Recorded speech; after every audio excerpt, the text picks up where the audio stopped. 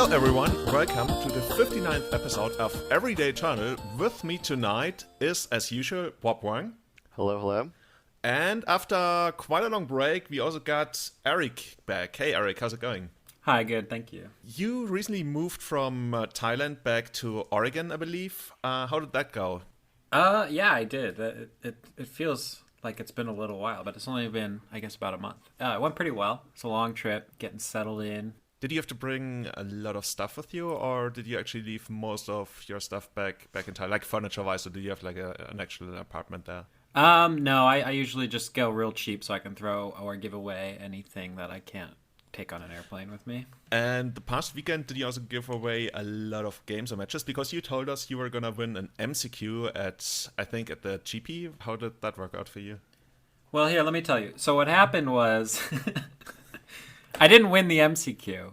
But what happened was the MCQ top 8 didn't happen until the next day during day 2 of the GP. So if I had made the top 8, I would have been really angry. So glad I didn't make the top 8.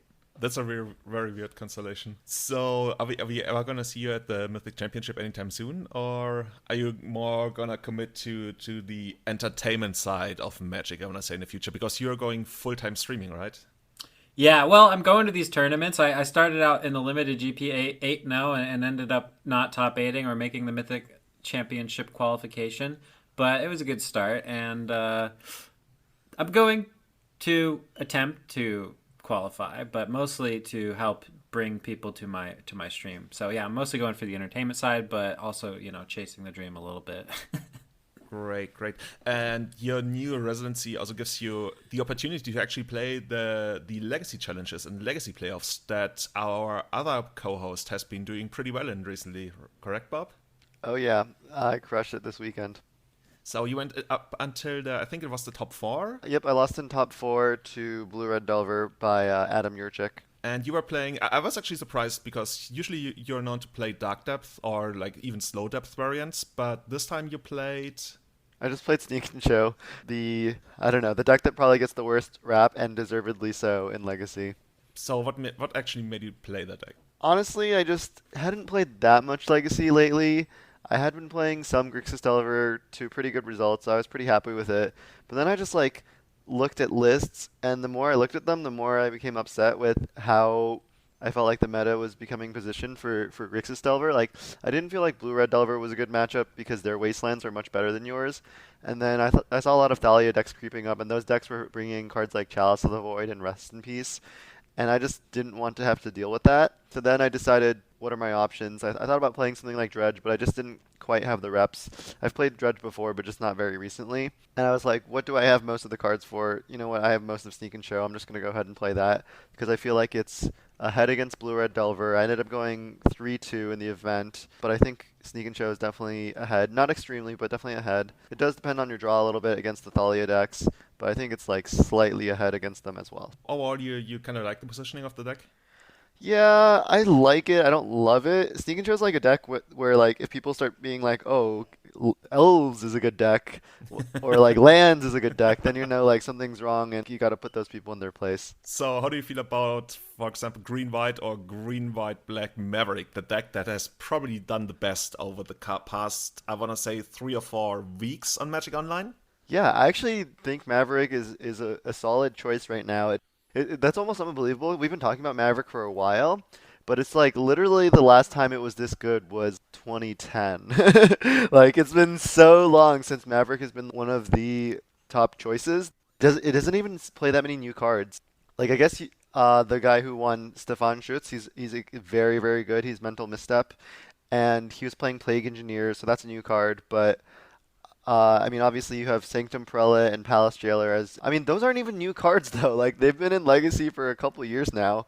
So it does somewhat blow my mind that Maverick is good again, but I agree that it's good.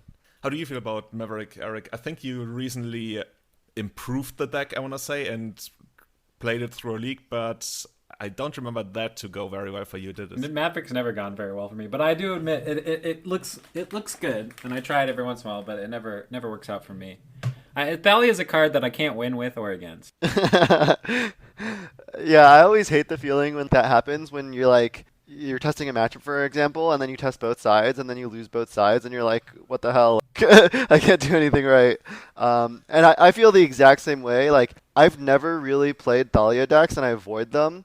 I don't enjoy grindy games with complicated board states, and that's basically all Thalia decks are. So I tend to avoid Thalia and Baleful Strix decks in Legacy and play every other deck from Delver, Miracles, Depths, Sneak and Show. I'm comfortable playing most decks, but I just really avoid the really grindy decks. I'm not sure whether I would even put down Maverick as a grindy deck, because to me it always feels like it's quite the aggressive deck. I've been playing it quite a bit this year, and it always felt like I want to be really, really aggressive.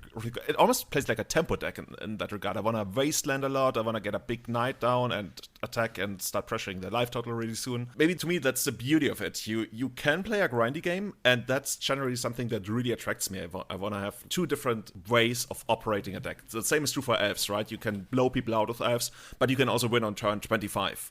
And to me, Maverick and Elves are similar in that regard, that they also share some common weaknesses. For example, neither Elves nor Maverick is really great against Sneak Shadow kind of decks, and both of them used to struggle with Miracles, even though it's gotten a lot better for Elves lately. And with the current iteration of Maverick, I think there's few decks that you really are scared of. We had an interesting discussion today in the Legacy Friends chat group. I don't know if you got to read that, Bob. It was between Stefan, Cyrus, Marcus, and me. And Cyrus actually went ahead and said, I think Maverick is one of ANT's worst matchups by a lot. Which is kind of surprising, because Stefan initially made a point that he thinks that Maverick is good despite being somewhat weak against ANT, because people don't really play a lot of ANT. Why are you calling it ANT? I just call it Ant. Ant is it's so weird to say. Yeah. In German, everybody calls it Aunt, and in English, everybody calls it Ant. You can call it Aunt. It's okay. We forgive you. Aunt. That actually gives me some kind of Scandinavian vibe. Yeah, I feel like the deck is really, really well positioned. It's traditionally very, very good against Delver decks, unless the Delver decks bring an appropriate amount of hate, which they don't really have that much anymore. I've had made the same experience with Elves, where when I won the Legacy Challenge, humble brags, I think 2 weeks ago, I specifically played Elves because I felt it was decent, actually better than average against the blue-red versions of Delver, because they're a little bit slower. They don't have as much mass removal as they could otherwise have. Maybe they're going to commit more to that in the future. And that also puts Maverick in a pretty good spot, I feel. It's just such an all-around great deck. It has Thalias, which are traditionally good against Delver. It has Four Swords to Plowshares. It plays Script Ranger, which is a great card for the matchup. Mother of Runes can be a pain in the ass for them to deal with. If you get Knight down, it's really hard for them to remove that. I think you bring up a really interesting point about Blue Red Delver. They play a lot of spot removal, like between 6 and 7 Chain Lightning / Lightning Bolts. But then post-board, you generally don't see too many sweepers, because honestly, the red sweepers are just not that good. The options are like Blazing Volley and Electrickery, and when everybody's on Arcanist, you'd rather just have another card that just kills Arcanist. And you can't really play Rough Tumble because you play True Name Nemesis and Young Pyromancer. So it just gets into this kind of spot where there aren't that many great sweepers to play against elves, and even against a deck like Maverick, you're not killing Knight, which is one of the bigger creatures. But on the flip side, I don't think Knight is that good against Blue Red Delver because they just have basics all the time.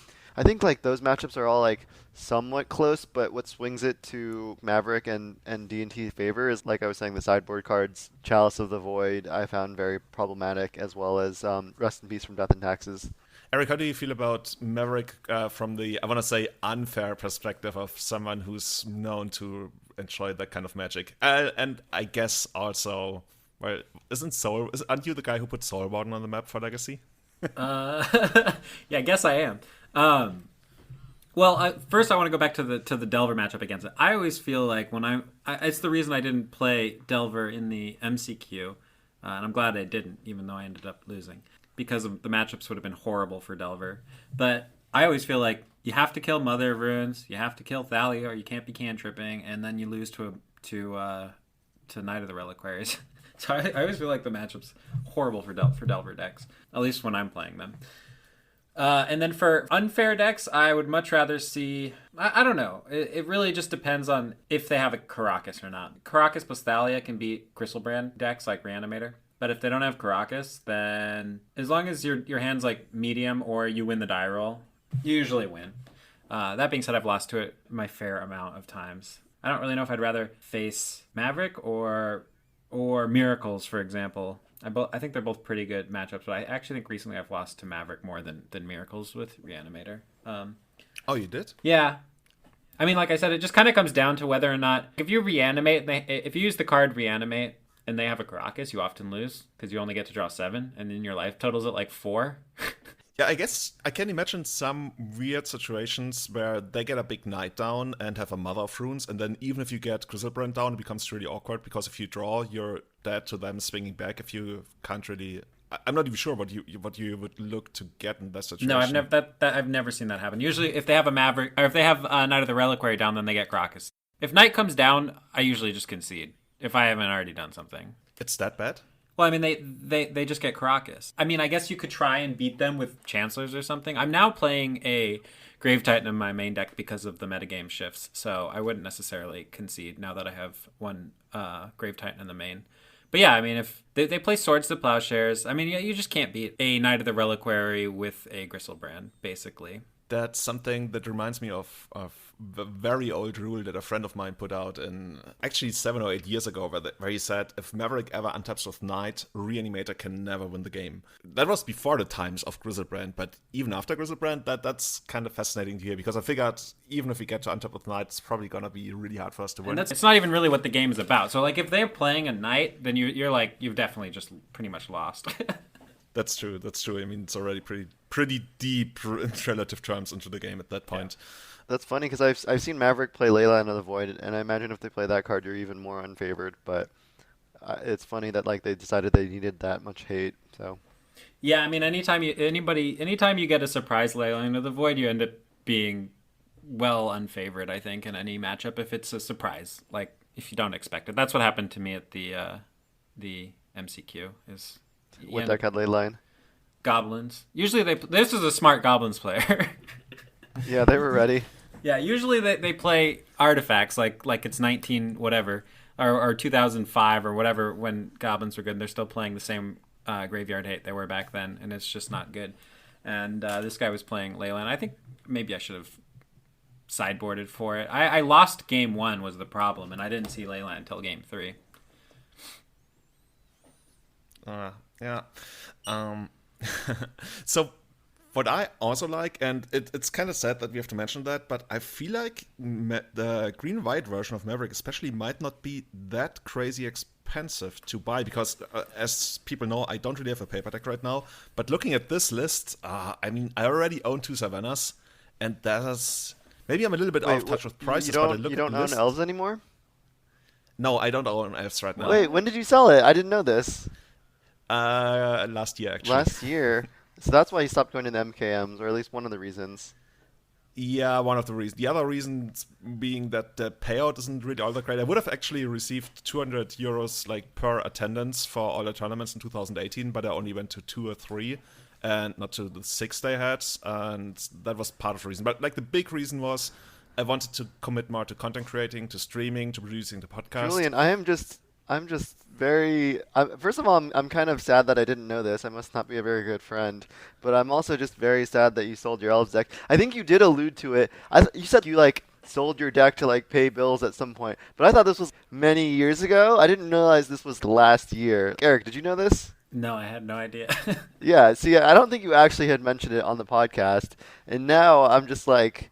Julian, use that GoFundMe money or whatever you raised money for to buy Elf again. Please, you need to own it. It's something that's been tempting me. I don't know how much Elves is right now. I think it's really only about the 4 cradles. They should be altogether something like 800 to 1,000 euros. Maybe somewhere down the line, I could see it, depending. Yeah, I mean, I guess you have a lot of friends. If you go to a big event, I'm sure you could probably put it together if that's what you wanted to play. It just makes me a little bit sad, but I'm also kind of impressed that you made responsible choices in your life, so good for you. Thank you. Yeah, I actually borrowed elves from friends and then this year and also at the end of last year to still be able to play the deck in paper tournaments. And I'm looking to go to the MCAM in Frankfurt, which is going to be in August, just because it's probably going to be the biggest legacy event in Europe for another year. Yeah, actually, maybe even in Europe, depending on whether they do a GP or not. I'm hoping that Lyon and Nagoya, they're like the same weekend. I'm hoping that they're legacy, but I'm not holding my breath. It's like a double legacy weekend. I could see that. Well, yeah, because they didn't announce a Japan Legacy GP, and they almost always have one. So if that happens, I'm going to Japan for vacation, and then I'll time my vacation to be the GP. So hopefully that happens. How long are you going? Like 2 or 3 weeks? Probably 2 weeks. Cool. So yeah, it would either be Maverick or it would be Elves for me because both decks are very, very close to my heart. Like you've been hearing me talk about Maverick ever since the beginning of the year that I feel that it's secretly tier 1 and as the metagame shapes out right now, I think it might actually be. And you also mentioned the 2 Plague Engineers, for example, in the sideboard of Stefan's deck. And those are said to be really, really good. I even know people who play it in a main deck. I guess I can actually ask them for a list and post in the show notes. I don't really have it here to view for you guys. But you guys maybe know Mark Vogt from Germany. And he's been a die-hard Miracles player for pretty much ever since the deck existed. And now he recently switched to playing what he calls Grixis Miracles. He doesn't even play Miracle spells. He just like says that to distinguish it from Grixis Control because it's a very Miracle-esque version of the deck. It plays Accumulated Knowledge. But then it also plays 2 main decks Izzet Static Casters and 2 main deck Plague Engineers in a control deck. And that was really surprising. But he's all about Plague Engineer. He says the card does so much. And even the matchups where you don't really get to take out a lot of stuff, the Death Touch still shines. It trades like with zombie fishes and all that kind of stuff. So I wonder how much we're actually going to see of the card in the future because even in Maverick, like I've always been a proponent of not splashing black in Maverick, but with that card still around or around now, I feel like that it could be the way to go to actually splash black there and play the Plague Engineers. It's especially nice because if you look at the card, you would think it would be a colorless and 2 black, but it's actually 2 colorless and 1 black, which makes it so much easier to splash. Yeah, agreed. Let's talk about the next deck on your list. Like similar to a lot of the Grixis decks, it's the new version of Check Pile. A lot of people have been kind of comparing Renin 6 to Deathrite Shaman. And so if you haven't seen Thomas Marr, he's the creator of Check Pile, he created a new Check Pile that doesn't play Deathrite Shaman obviously, but plays Renin 6 instead. So it's the same 4 colors. And he top-8'd 2 challenges in a row with it. It's crazy Check Pile. And like this is also a deck. I don't think he had Plague Engineers, but it's a deck that could easily play them. Plague Engineer was kind of the card I rated as like possibly the best card in Modern Horizons for Legacy. Now I think I've changed my list a little bit. Plague Engineer is probably like further down, like maybe number 4 or so. But that's also kind of because of the positioning of like black mid-range decks in general. I do think they were like really underplayed when Blue-Red Delver was like the thing for the first few weeks, but now I think they're coming back. So. Yeah, let's talk about Check Pile. What do you guys think of this deck? Is it like back for real? Like he plays no basic lands, but he plays Renin 6 and 2 wastelands. So Renin 6 basically is a mana fixer because you just return your fetch lands and get all your other colors. So he's playing Hymn to Torak, Renin 6, Jace the Mind Sculptor, Abrupt Decay, like all these like crazy color intensive cards. That's typical Tomas Marr fashion. Ever since I've known him, he's been probably the greediest player ever in the game, and he, like, you look at the deck and you see it's 4 colors, but he still finds way for 2 wastelands, which is probably the way to go if you want to really utilize Renin 6. I think he doesn't really have anything other. I guess technically you could recur any kind of land and then brainstorm them back and use a fetch land. But yeah, if you get Renin 6 and Wasteland going, it's really, really hard for decks to come back, especially if there are creature decks like Death and Taxes, Elves. I've been in positions where I see Renin 6 and Wasteland on my opponent's side, and I know that I'm actually never going to come back. The card is so incredibly powerful, and I'm not surprised that Tomasz actually went from 2 copies in the main deck to 3 copies in the main deck, from one challenge to the next, because it seems like the card has performed really, really well for him. It's definitely the standout card from that set. For the rest of the deck, he also implemented 2 Force of Negation, so it's really like one half of the deck is you don't get to do what you want, and the other cards are all about value. He's playing 2 Color Against Command, he plays 2 Hymn to Torch, and of course the Planeswalker suite that we've seen. So if this deck gets going, and you fall behind against this deck, you probably have to pull some really interesting moves to get back into the game, unless you're like I don't even know, technically if you're an unfair deck, you can just out-unfair him, but that's the thing about Checkpile, and probably even more about this deck. If you fall behind against this deck, it's so hard to come back. Eric, how do you feel about the deck? Yeah, it looks good for this style of greedy control deck. I think that the Ren looks like it fits in quite nicely. It's basically the main win condition though, which is something I'm a little skeptical of. I think it lines up really, really well against some decks and doesn't do a whole lot against other decks. Well, he has like Tarmogoyfs in the board. Yeah. So that makes some sense there too. So, and I guess the decks that it doesn't do a whole lot against. Yeah, you have a strong sideboard for those. But yeah, no, I think it looks great. I think I don't know if it's something I would enjoy playing or not. It does look quite greedy, and I don't think Ren and 6 is as insane as everybody else is saying, but I do think it is definitely good and probably the best card from Modern Horizons for Legacy. Yeah, I would put it at like number 3. Yeah, I would put it at number 3. My top 4 right now are Force of Negation, number 1, and then, or actually maybe even Force of Negation, number 2. My number 1 card might surprise you guys, but I've been playing some Grixis midrange with Arcanist, and the card I've been most impressed with is actually Prismatic Vista. I've been so impressed with this card that I've like started brewing up other like 3-color and even like 4 or 5-color control lists with Prismatic Vista and Arkham's Astrolabe. I think like being able to just access all your basic lands is just so incredibly powerful against decks like Lands, Delver, Thalia decks that I think it's very possible that a lot of these decks right now in Legacy are just completely misbuilt and should be playing Astrolabe and Prismatic Vista, just because like I find it's like with Vista it's trivial to get all your basics online, and then with Astrolabe you can even play like 4 colors and just go so super greedy.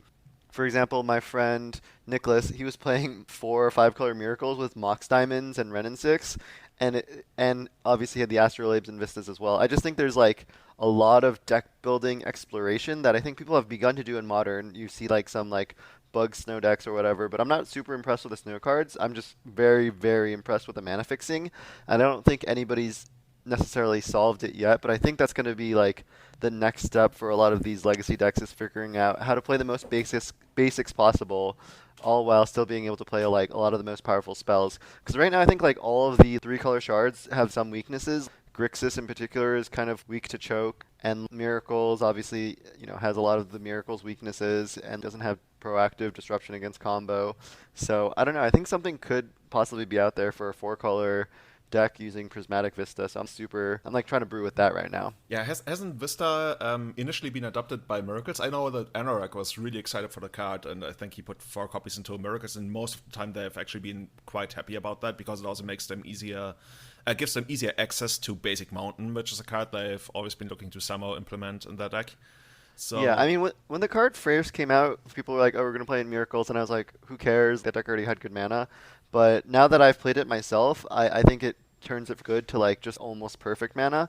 And even a deck like Grixis, which traditionally had so-so mana, I think the mana is very good now.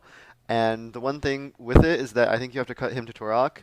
So the Grixis Arcanist list I played had like 4 islands, 1 mountain, 1 swamp, and every single game I got all 6 of those lands out, no problem. And I was just like super impressed with how good the deck was. I like 2-0'd against D&T and lands, and it just felt trivial because I would just like play my basic lands, play my removal spells, play Arcanist, play True Name Nemesis, and then they would just be dead because my card accrued so much value and there was nothing they could do to interact with basics and True Name Nemesis. So I was just incredibly impressed with Prismatic Vista, and I want to explore it some more. That actually sounds a lot like the Grixis Miracles deck that Mark was playing that I told you earlier about. We'll put your list in the show notes for Grixis Midrange or Grixis Arcanist for people to compare, because Arcanist is a card that not only in Delver, but even in those mid-rangey control versions of the deck, it has been doing pretty well. I know that Whiteface's Caleb Smith has also played it in Miracles in the Legacy playoffs. I played against him in the last round. And like the Mana Forest deck didn't really work out, so we didn't really have to have a really proper game. But he told me that Arcanist was one of the best cards in his Miracles version. It was really blue, white, red Miracles with Arcanist, and it feels more like a Stoneblade version that doesn't really play Stoneforge Mythic anymore and just instead plays the Arcanist. And to me, I'm always down for that because I feel like Stoneforge it's such a bad card. I mean, it's still banned in Modern, right? Actually, what do you guys think? Will Stoneforge be unbanned anytime soon in Modern? Just to go off on a tangent potentially here? at some point, but like Wizards cited the fact that blue-white decks are still putting up results without it. I mean, the other issue is it just I don't know how much it really adds to the format. The play patterns around Stoneforge Mystic aren't that interesting. It's like you kill it or you're super far behind if you're an aggro deck. So it's just not that interesting. And how do you feel about it in Legacy right now? Because they're not too far ago, there was some kind of resurgence of Stoneblade decks in Legacy, but we don't really see them doing too well right now. Yeah, I'm kind of curious about that because like if the Stoneblade deck plays enough verdicts, I think it's good against Blue-Red Delver. It has a good mana base, so I think possibly Stoneblade could be primed for a comeback. I guess the problem with the Stoneblade decks is that like their Grixis decks are good, and that has all traditionally been like a hard matchup. So I don't know. It's kind of like the legacy metagame's in flux, and soon we're getting M20, which I don't think that we can talk about a couple cards from the set, but I don't think M20 the cards will be very impactful. However, I think the London Mulligan is coming, and I think we didn't get to fully explore the London Mulligan with the test last go around, and now it's here permanently, and I do think it's going to change the metagame at least somewhat. Maybe not dramatically, but I think it will have some effects. Eric, how do you feel about the London Mulligan? I actually, let me ask you first. Are you still primarily on Black-Red Reanimator, or are you switching it up a lot now for your stream? Because I think that's also that's something that people would like to see out of your stream. I think that you've been doing as well. Yeah, I've been switching it up quite a bit, testing lots of stuff, playing lots of different stuff. The London Mulligan, I'm a little annoyed that there's been such a big gap between when they first gave it to us and then took it away, and then now they're bringing it back. And I just feel like, I mean, in the whole time that I've been a Legacy player, which has been for 8 years or so, the last 6 months has like the metagame has changed so incredibly much with ever since the ban of Deathrite Shaman, like, and then War of the Spark and Modern Horizons, London Mulligan, taking it away, adding it again. It's just been like so insane. I don't know if it's definitely not a bad thing. It's just like I'd like a little bit of stability in the format, a tiny bit, so that I can get a better feel of like what's good and what's not. As far as I 100% agree with you, but I also think it's funny we complain when it changes too much and when it doesn't change at all. But the issue I take more with all these changes is that the power creep was just so fast and heavy with War of the Spark and Modern Horizons. I much prefer slower change. Let's get an Arclight Phoenix every set, and like that's something interesting and powerful. Not like let's get like 10 new cards and they completely warp the format. Yeah. So I'm kind of glad that M20 seems to have like. I don't think it has a major impact on Legacy, but I know, Julian, you want to talk about a couple cards, so we should do that. Yeah. Let's get to that. One thing I want to mention here before we move on to that, there's also a really interesting resurgence in Canadian Threshold or Rock Diver that we've seen recently. Because the deck, to be honest, everybody, when Deathrite Shaman was printed, everyone last year was like, oh my god, now it's coming back big time. And it didn't really, did it? Because it used to be the 55% against the field deck, but even after Deathrite Shaman was banned, it still felt like the 45% against the field deck, which isn't really where you want to be. But ever since Renin 6 has been printed, we've seen that card replace Tarmogoyf in Canadian Threshold lists. And I played against it actually quite a lot on Magic Online recently. I think I played against it more during the last 2 weeks than I played it all year long. And Renin 6 has added a lot to it. Once again, it contributes to the thing that I mentioned earlier. When you feel if you're playing a creature deck and the Wasteland and kill your creatures, once they untap with Renin 6, it's actually surprisingly hard to still get something going. Unless, going back to Maverick, you play a big knight and actually sticks. That helps a lot. But even then, they have stuff like True Name Nemesis. And I feel like it could be better than people give it credit for right now. For example, there's this list that Xai, I hope I'm not mispronouncing his name, posted, that when he played it, I think it was from 2 weeks ago, he went 24-1 in his first 25 matches, which is completely outrageous and definitely an outlier statistically, but it gives you some kind of idea of what the deck is actually capable of. So I hope it comes back, because to me, and people have been accusing me of looking too much at past metagames and being nostalgic for them, but if we could get to a point where there's a really good Rug Delver deck, there's a good there's a good Maverick deck, then we're pretty close to what I consider the ideal metagame. Golden Age of Legacy. Yeah. The Golden Age of Legacy, pretty much.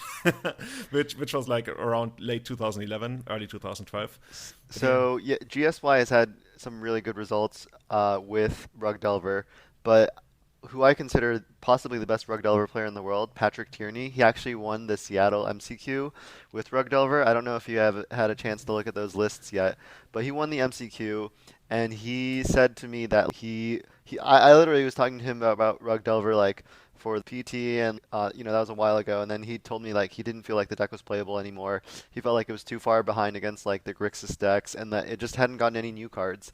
Lo and behold, Modern Horizons comes, and Force of Negation and Ren and 6 are both slotting into the deck really well, because it's just what the deck needed, just like some extra, less conditional counterspells that are like especially good against potentially problem cards like Punishing Fire, Life from the Loam, Past in Flames. So it has like a little bit of extra text there, but also just Ren and 6's ability to kind of fight the Thalia decks and just push even harder on the mana denial angle. Like, he says he thinks the deck is very good again, and I'm planning on trying it very soon. It's also really cool that Ren 6 also answers Baleful tricks, which traditionally has also been a really big problem for the deck, because it always traded favorably against whatever Rug Delver was doing while only being 2 mana. But Eric, you were also going to say something. I was going to say he had Ren and 6 in the sideboard, which I think is something worth noting. Yeah, I think that's an interesting place to put it. I talked to Daryl about it too, who's also a really good Rug Delver player, and he said that made the most sense to him, because there are some matchups where it really doesn't do that much, but then the matchups you want it, it's like your best card. Yeah. So I mean, I think you can justify playing it main or side depending on your read on the metagame. Patrick's list is just like very clean, and like almost all the cards are going to be live game 1 if you play against a blue deck and most creature decks. So. Mm-hmm. I'm also going to link in the show notes a video where Max of minmaxplot.com has a video up where he's playing that exact list. And yeah, if you're into that deck, definitely check that out in our show notes on itsjulian.com. But with that, let's move on to M20 previews. We've actually seen quite a lot of cards, and initially they spoiled the full set early, actually. I don't know why, because it almost comes out every Friday, but this time it came out on Tuesday. But yeah, it's spoiled. Did you get to look at everything by now? I looked at every card, and like I said, there wasn't a single card that to me was, oh, this is going to change the format. It was just a bunch of fringe playable / sideboard upgrades. But we can see if you disagree. No, I definitely don't disagree with regards to that. I feel that the cards they printed that are interesting, they don't really add anything strategically. They're not like main role players, as for example Arcanist would be. There's cards that can do stuff, but they wouldn't really change the way a deck plays. The card that I'm most interested in is Veil of Summer, which is an instant. Well, I want to call it the green elemental blast almost. I like it. It's a green for an instant. It says, draw a card if an opponent has cast a blue or black spell this turn. Spells you control can't be countered this turn. You and permanents you control gain hexproof from blue and from black until end of turn. So that card does a lot. So let's break it down first of all. It makes your spells uncounterable this turn anyway. Doesn't even matter what your opponent did. So in that regard, it kind of works like Overmaster, if you remember that card, that red card that pretty much does the same. It's much better than Overmaster because it literally reads counter target counterspell, draw a card. At the very least, if you're countering a counterspell.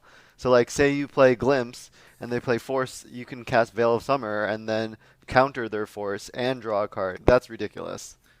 Yeah, it's incredibly versatile. There's just so many things it does. For example, it counters pretty much any discard spell. It counters him. It counters Thoughtseize, while also drawing a card, which makes me so excited for it. You can utilize it against combo. You can play it really well against control decks, and technically you could also use it in the Delver matchup, but we talked about that on Facebook earlier. We both don't really feel like it's that great of a thing to do against Delver, but against both control and combo decks, or let's say A&T or Storm style combo decks, it's really the kind of card I really want to see. It makes me really excited. Maybe it's also because there's an elf in the artwork, but the card to me has so much potential. I'm definitely gonna start playing 3 in the sideboard. Wait, hold on. That's an elephant? It's just it looks He's like an elf. Elf. Oh, okay. I was gonna say, like, is that really an elephant? You may have a different definition. I know you've been on more safaris than I have, but I thought I knew what an elephant was. Yeah, that would be a really weird elephant. By the way, they're actually looking to clone some kind of mammoth. I was told, but yeah. Let's get back to you the made a card. good point about Storm. Is the other thing about it is, like, say they start going off and you cast Veil of Summer, they can't cast Tendrils targeting you this turn, so they pretty much need to pass the turn. So, like, that's another pretty powerful application. One other application I think you didn't mention, we can use it to counter, like, removal, like Fatal Push or Kolaghan's Command. So you said, like, you were gonna, like, start with 3 in your elf sideboard. That sounded a little bit extreme to me, but now I'm coming around to see that it is relevant against, I guess, 1 or 2 combo decks, like the discard combo decks, and it's also relevant against the blue control decks. So depending on how big those decks are, I could see playing, up to 3. Yeah, up to 3 sounds about right, because 4 is probably pushing it quite a lot. But like you mentioned, it's so cool that you actually get the hexproof until end of turn. The effect is really, really annoying for Ain't or Aunt to deal with, because not only do they have to discard it, which you can counter and then draw a card, they also have to pass the turn. So there's a really big upside. Of course, the floor is it doesn't really do anything, I guess. Spells you control can't be countered this turn. Yeah, if you're behind, you can still treat it like as a discard spell for a Force of Will or something if you got a Haymaker. So it's not that bad. But this being a sideboard card, and when you're playing Legacy, you're always looking for crossover cards, right? You can have very dedicated sideboard cards, and sometimes that's the correct approach. But against most decks that are not super blistering fast, you look for sideboard cards that cover a couple of bases that are a little bit more broadly applicable. And Veil of Summer checks a lot of boxes in Elves that I had problems with earlier on, so I'm really excited for that card to be printed. Eric, do you have any thoughts about the card?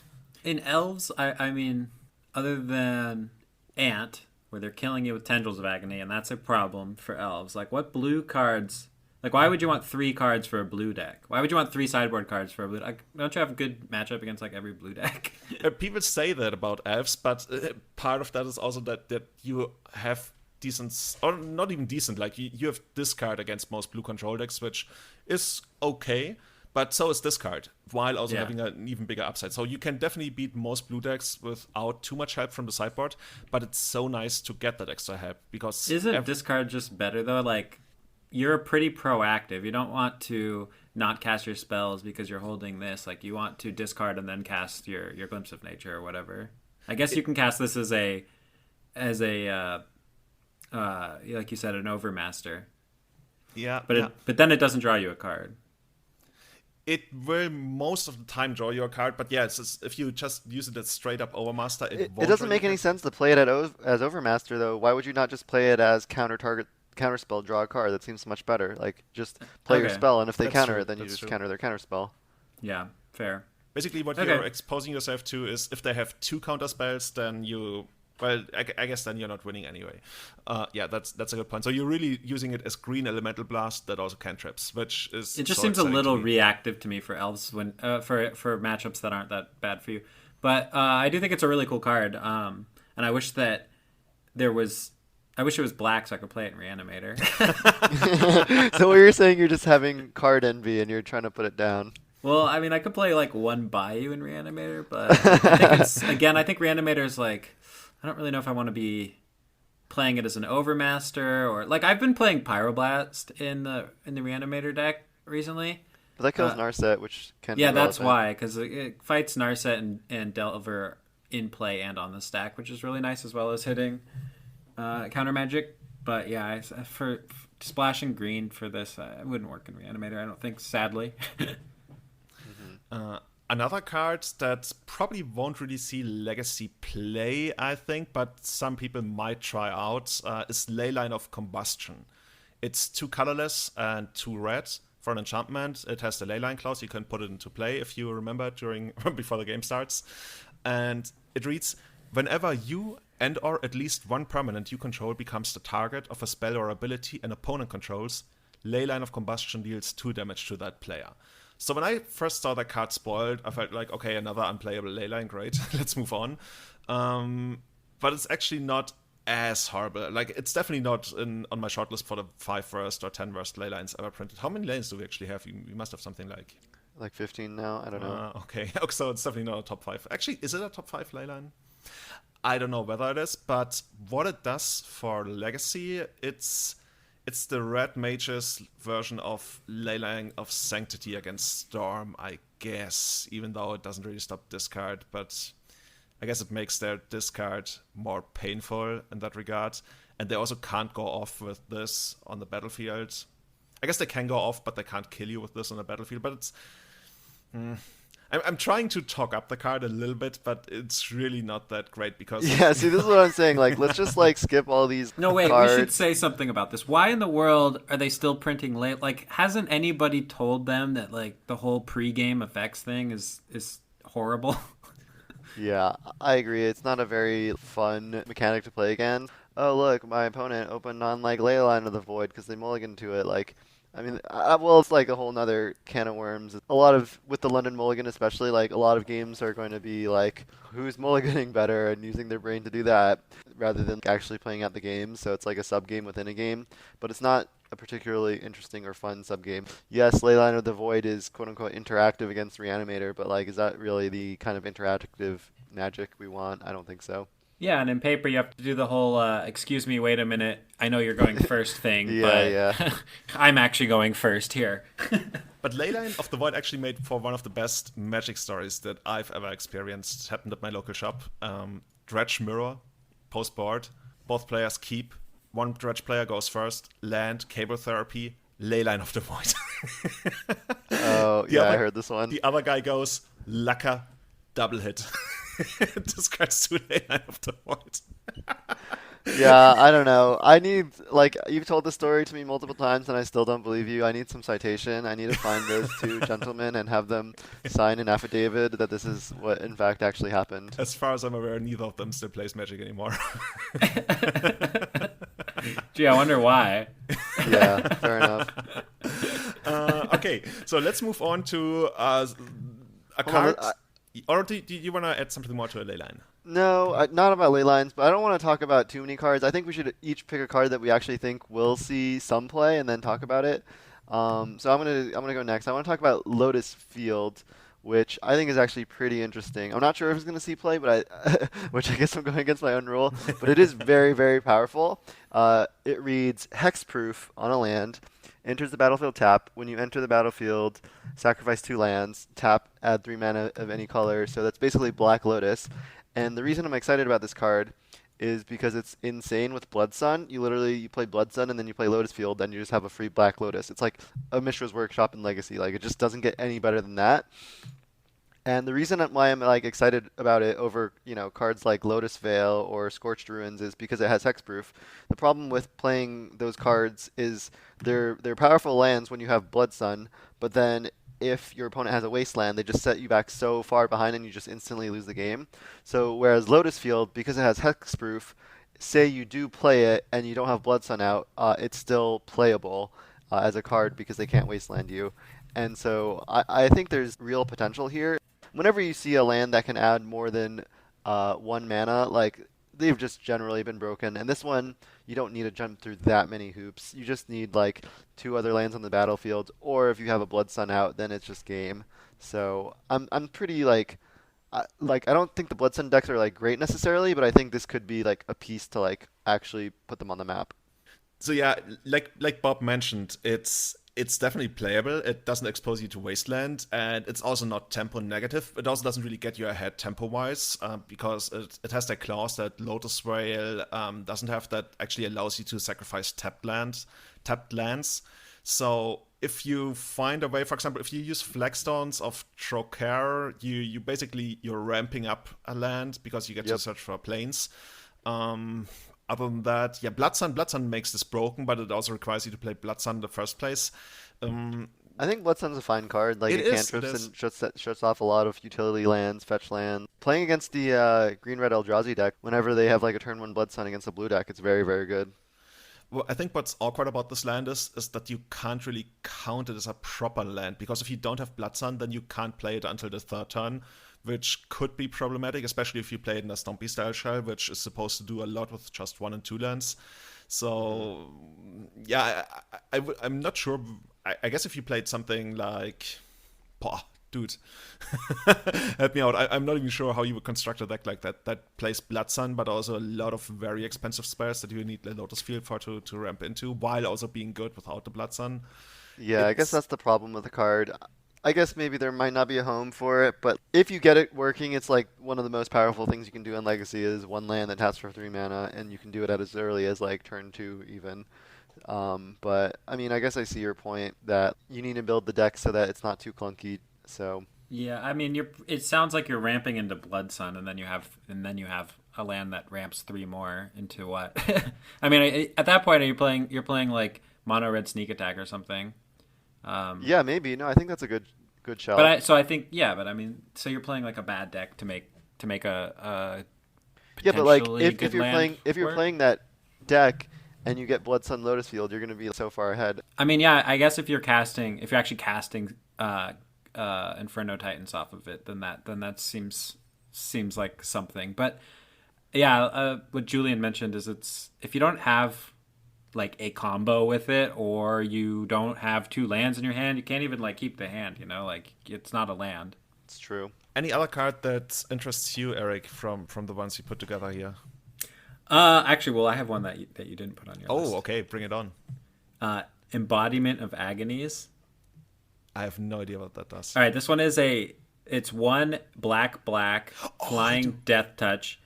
Embodiment of Agonies enters the battlefield with a +1/+1 counter on it for each different mana cost among non-land cards in your graveyard. For example, 2 and a black and 1 black are different mana costs. So my first question was, does Faithless Looting make this a 2/2? So if a card like has flashback, is that 2 different mana costs? I think it is.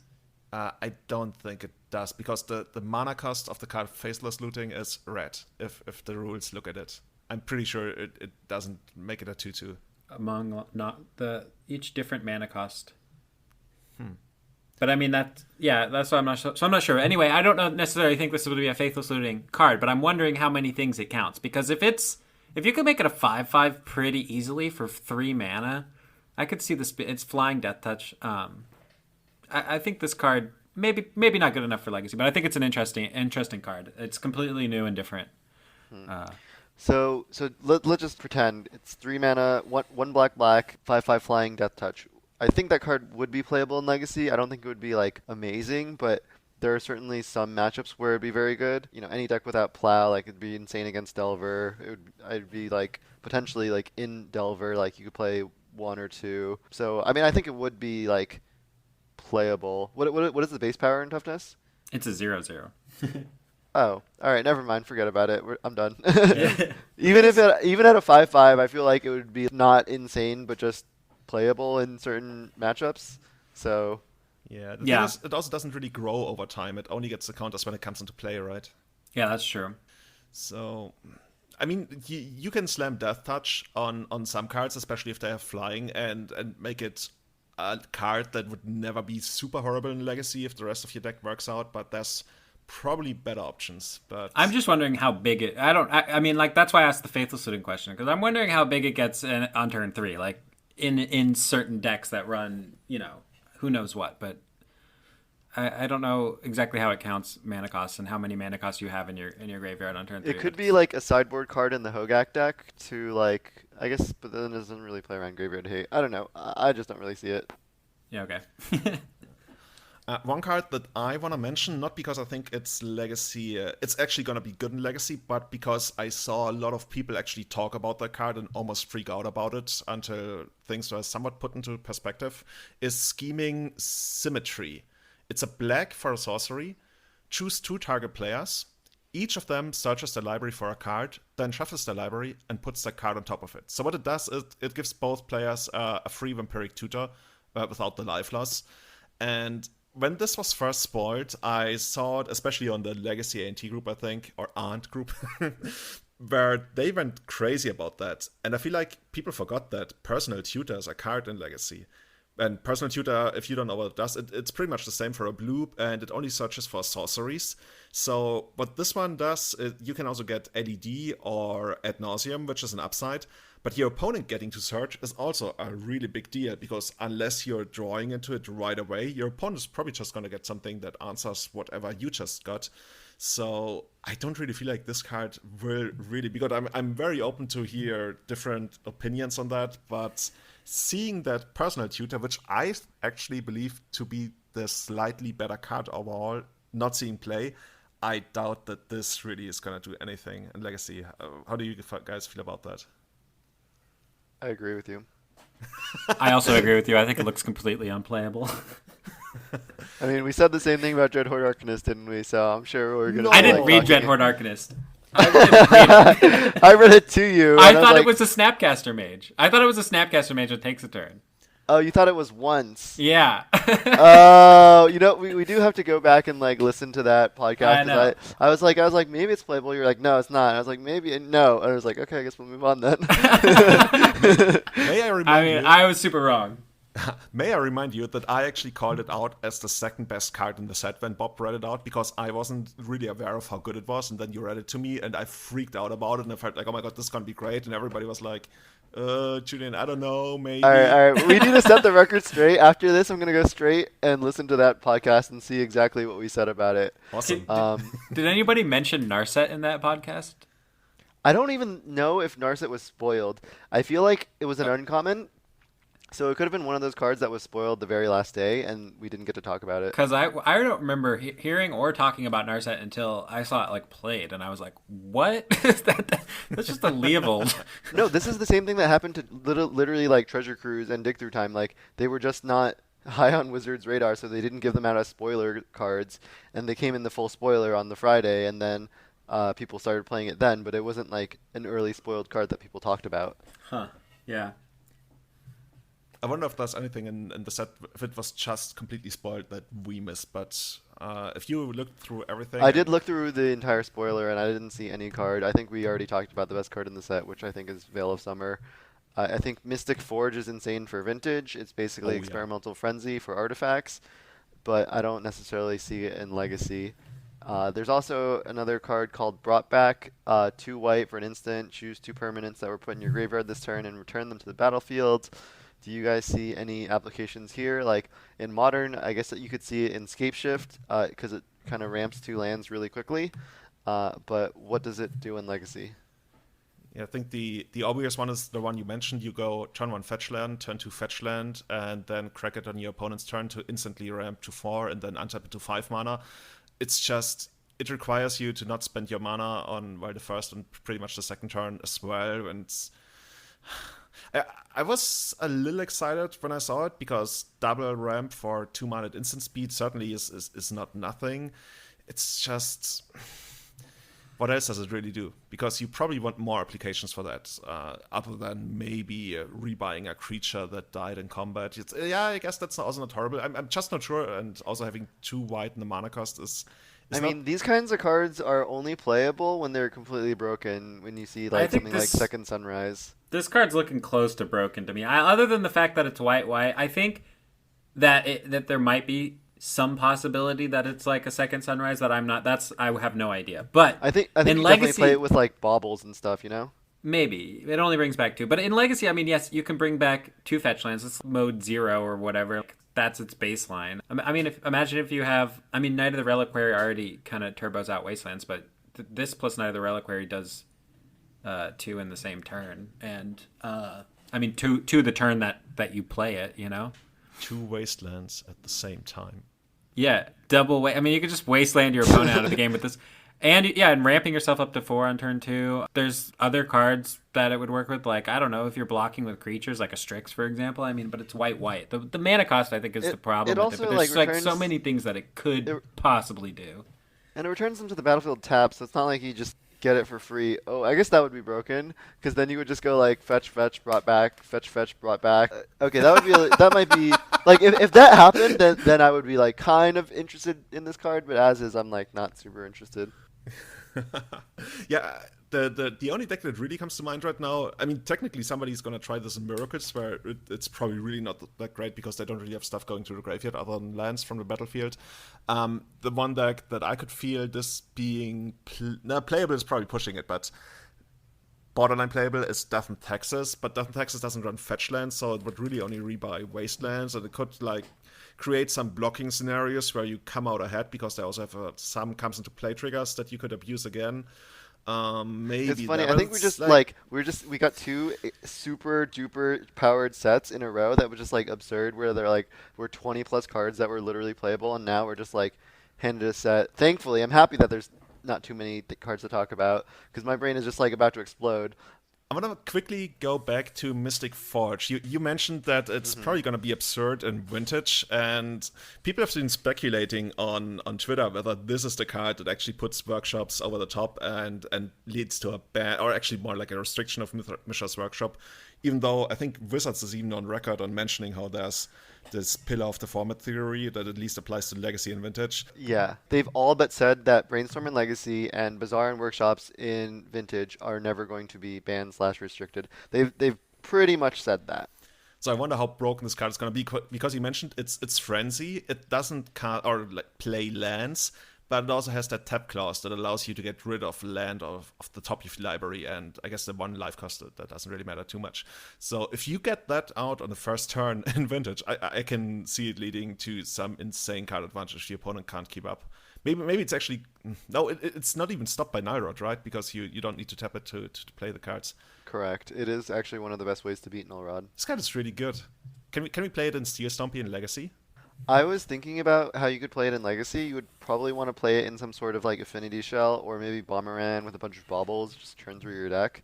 So I think it's probably playable, and like obviously you can just play it with Frogmites and Mirror Enforcers and stuff, but I'm not sure that it gives those decks the push it needs. Like in Bomberman you would play it over some Karns, or just a different 4-drop angle of attack, but yeah, I'm not super convinced about it. I've seen some desperate people play Bottle Cloister in Legacy, which probably would get replaced by this card, because this card has a much, much higher upside. It also doesn't discard your entire hand when they destroy it. Awesome. With that, I would like to go to our shorter point where we mention which decks we feel are actually well positioned in the metagame and which decks have not put up either a lot of numbers or are in a position that are not really doing well. I think it already goes back to a lot of things that we said earlier today. For example, for me, I'm really, really feeling good about Green-White Maverick, but also the super greedy check pile that Thomas Maris put forward. I also really... Yeah, actually, I like Elves positioning a lot more than for most time. Actually, it's probably the best time of the year to play Elves right now. There's a very low amount of really broken combo decks that get you, other than getting paired against Eric in the league. I guess that happens. I also don't hate Belcher, even though Force of Negation has been printed. And Belcher, it's definitely not tier 1, but I think it's decent. Like, when people are doing all this mid-range stuff and trying to outvalue each other, I've always felt like Belcher is a solid choice there. But yeah, kill me for it, but I wouldn't mind playing Belcher in a big event right now. So, funny you should say that. I don't like Belcher. I've always hated the deck. But I don't know if this deck is going to be good at all, but the modern Neo-Shoal deck in Legacy, I'm excited to try it with the London Mulligan. I'm going to try throwing Veil of Summer in there as a way to kind of beat the blue decks. Also, you obviously have access to Pact of Negation, but I think that deck might be good with the London Mulligan. I did look at the metagame, and it's like only half the decks play Force of Will right now. Like, that's pretty low. So the other thing I like about the Neo-Shoal deck compared to other combo decks that are like all in is it doesn't care at all about Chalice of the Void. You can play Chalice on 0 and it does something, but it's not backbreaking, whereas like all these decks like Belcher typically just lose incredibly hard to a Chalice on 1, whereas the Neoshield deck doesn't even play any ones that like it necessarily needs to. So I'm actually looking at that kind of as a potential all-in combo deck post London Mulligan. So I'm going to try that deck out. Other decks that I really like the Grixis Arcanist deck. I just want to explore more basic land-heavy decks to beat up on Delver and Thalia and lands. I feel like the time to play Thalia was last week. I feel like going forward there are going to be enough Grixis pile decks that figure out those mana bases that can prey on the Thalia decks and also be good against Delver. Particularly blue-red Delver is especially weak to like Pyroblast and Hydroblast, so I think once those cards start seeing more play, I do think the Delver decks go down.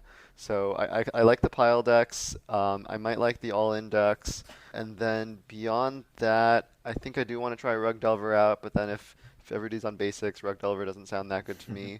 None of the combo decks really appeal to me that much. Storm has a lot of issues. Like just so many decks of permanent hate these days, even blue decks with Narset. Sneak and Show is solid, but not amazing, just given that I don't love the Delver matchup or the Grixis pile matchups. Depths, I don't like playing that card against Delver decks or slow depths at least, it has a bunch of, the Bobs just died to a bunch of bolts. Renin 6 is a huge problem, so I'm not a huge fan of that. So there's basically no combo deck that I think is great. Maybe Dredge could be really good on any given weekend, but obviously that deck can also be hated out. But I do think maybe in the early weeks, Dredge and Black Red Reanimator, if somehow people aren't prepared, I do think those decks could be potentially among the best decks for any given weekend. But again, I'm not a fan of those decks in the long run because they can be hated out. So those are kind of the decks that I'm thinking about and have an eye on. And then there's a bunch of decks I want to try that there's just been so many things that have happened that I want to try. So Matsole played a 5-color or 4-color Sylvan Plug deck that I want to try. So I don't know. There's just so many things to test because War of the Spark and Modern Horizons and now the London Mulligan are just creating so many new possibilities. So I'm just super excited for Legacy. Eric, anything that you would want to play outside of Black Red Reanimator? Anything that really sticks out to you as being I do think that Black Red Reanimator is probably the best combo deck at the moment. I mean, maybe Show and Tell. I'm not sure. People aren't playing it that much, but Bob did well with it in the challenge, so I'm not really sure about that. But I do think Black Red is I think that Death and Taxes and Maverick, like you guys said, is really well positioned and I think it's because Grixis Delvers. Well, sorry, not Grixis. People are playing UR Delver, but it's because the Delver decks are good again. So I think that's why the metagame is the way it is. I think the Chalice decks are, at least the bigger Chalice decks, the ones with Eldrazi's and stuff in them, are not that well positioned at the moment. They're really bad against Wasteland. Exactly. And Maverick, so yeah. Exactly. So what I'll be playing is I'm excited to see where the metagame ends up so I can come up with a Reanimator list for where things end up. But other than that, I'm going to keep playing Grixis Delver, and I'll probably mess around with some Pile. I have an old 4-color control list that I put together when Assassin's Trophy first came out, so I might re-explore that with Renin 6. Yeah, I think those are the decks I at least have the most success with. Going to the decks that aren't really doing very well, did you guys know that Cyrus Cormangel, who's probably the most accomplished or successful Arndt pilot of the last 12 months, he actually dropped the deck. He's actually looking to sell his foil version of the deck, and he started picking up Death and Taxes and is now practicing Death and Taxes because he really doesn't see Arndt being very good right now. Yeah, that's interesting. Yeah, I was actually quite surprised because usually people who are known for playing a special deck very, very well, they stick to it even through bad times, unless it's really bad. I don't know if Cyrus is looking for a change or something, but generally the impression has been that the deck isn't good. The tough thing about combo decks is it's quite possible they would never be good again. A deck like Death and Taxes was really bad for a really long time, maybe over a year when Deathbright was everywhere. Well, I guess Deathbright got banned, so maybe that's not fair. But what I'm trying to say is decks like Death and Taxes get new printings every so often. Decks like Storm, you might need to wait 5 years. Yeah, somebody in the Legacy Friends chat mentioned how Storm, I think, what's the last big card they really got? They got Dark Petition, and before that, Past in Flames. Yeah, it's been a while. It's kind of hard to also improve on the cards they're already running because most of the cards they're running are already really, really efficient at what they're doing. So unless they print a new engine, it's gonna be hard. They usually print more hate than utility for those decks. Another deck that at least our friends who play the deck a lot have been somewhat down on is Miracles. Like, I've seen so much complaining about Miracles, how it's not this super overpowered deck anymore that it used to be, and they're facing so much. Like, even Narset, which is seeing play in Miracles, is also really good against Miracles and causing them headaches. So how do you feel about Miracles? Because I feel it's still playable. It's actually like still a deck that you can take to a tournament and win the tournament, but it doesn't feel like, even after the banning of Senses Divining Top, it still had some kind of that mantra, that aura of, oh yeah, this is tier 1 and probably also upper tier 1. It's like a really good deck. And now it really feels like one of the mortal decks, and I kind of enjoy that, because overall I think having a blue-white control deck around is pretty cool, because it makes for really good matches against mid-range creature decks, but it's just not that powerful anymore, is it? Yeah, I think Miracles is one of those decks that, like, it's going to be the best deck certain weekends and then, kind of crap other weekends. It's a control deck. Like, you're going to need to be reactive. I do think the meta's moving towards a place where, like, if it consolidates, Miracles has a good chance. So, like, if it's just Delver, Pile, and Thalia, like, Miracles can definitely attack that. But as things are still moving around a little bit, as different decks are being built, it's a little bit tricky to cover all the bases. And, as you mentioned, they've printed some cards that are pretty good against it. So I'm sure it'll be around, but, I'm fine with it not being the best deck, because even like in the past year, I think it's had more results than any other single deck, even despite the fact that, it's not as crazy powerful as it used to be. But it still put up a lot of results.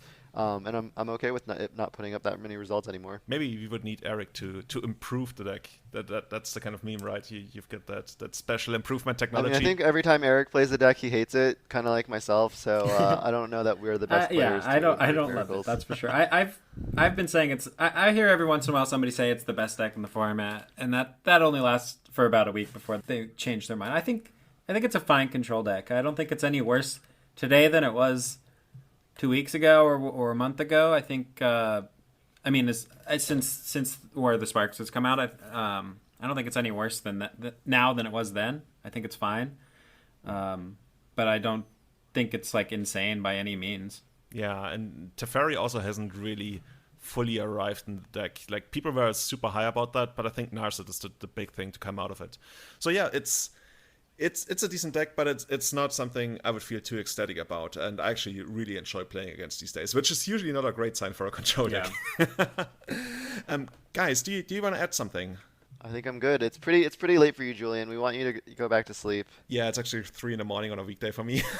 Oh man. Yeah, I've got nothing else, but thank you for working around my schedule a little bit. Oh, that's fine. I mean, it's actually easier now that you're in Oregon than when you were in Thailand. I think Thailand was really hard for both you and me. Yeah. So with that, I want to close out. I want to give shout-outs to our Patreons on patreon.com/everydayeternal, where we have Matt, Brian, and Matthew as our new Patreons. And as usual, shout-outs to our Grizzlebrand tier Patreons, Scott and Kurish.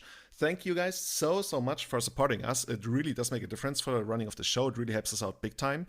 And if you want to support the show and earn some stickers, actually the stickers arrived at my place and I just sent them out, so you can get some sweet Everyday Eternal stickers or even earn a t-shirt if you support us for a while.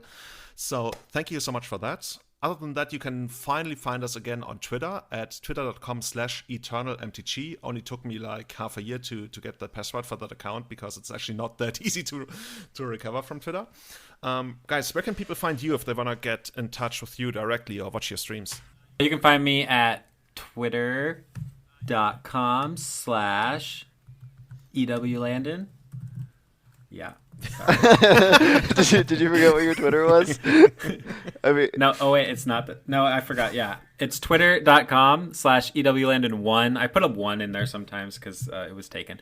That's the wrong way to put it. It's the wrong way. Yeah, because you put the 1 there because you're number 1, right? Right. Nice. That's the story that you gotta say. Yeah, I want to make sure everybody knows I'm number 1. Yeah, and twitch.tv/EWLandon. Cool. I'm twitter.com/grizzlepuff.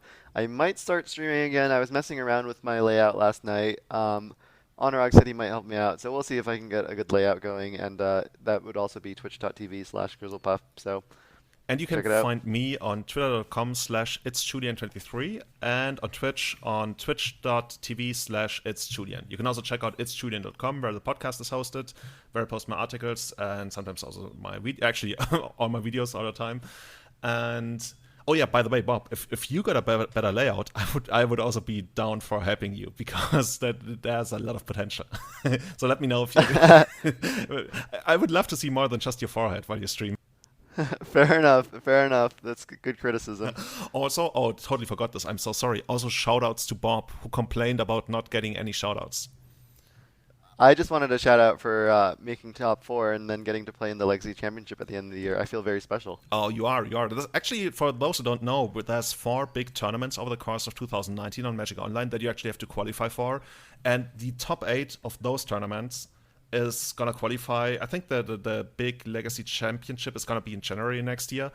Yep. And it might pass down, so I think this time actually the 9th person qualified as well. So this is going to be a really, really high-stakes Legacy tournament in January that I think, Eric, you're also not qualified, or are you qualified for it?